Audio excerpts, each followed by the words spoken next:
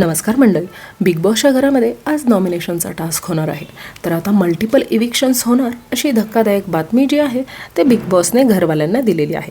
तर आता घरातले सगळे घाबरलेले आहेत, कारण डबल इविक्शन, ट्रिपल इविक्शन म्हणजे सगळ्यांना भीती वाटणारच.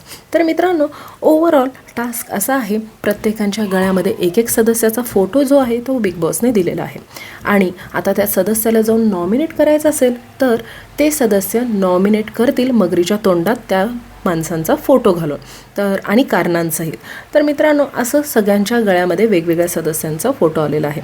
जसं की आरबीच्या गळ्यामध्ये विशालचा आलेला आहे आणि विशाल आता आरबीला तेच म्हणतोय की तुला तर मी कॉम्पिटिशन म्हणून हवा होतो, आता जर तू माझं नाव नॉमिनेट केलं तर तू तुझ्या शब्दांवरून फिरतोयस.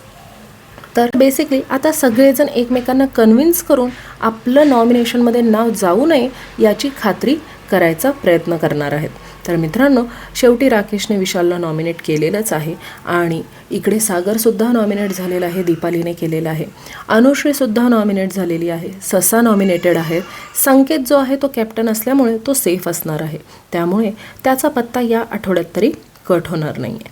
तर मित्रांनो, ऑलमोस्ट 6 ते 7 सदस्य जे आहेत ते नॉमिनेट होणार आहेत आणि आता ते कोणकोणते सदस्य नॉमिनेट होण्याचे चान्सेस आहेत ते मी तुम्हाला सांगणार आहे.